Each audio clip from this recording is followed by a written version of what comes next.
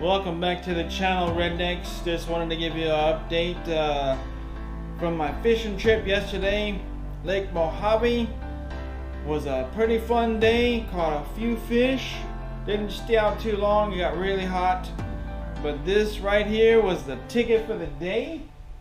The 6 cents crankbait C10 and Jaint juice right there. Purple and green. That's a really good color.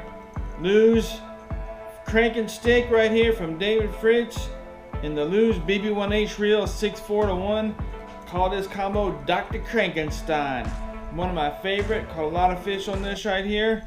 Hope you enjoy the video. Thanks for watching.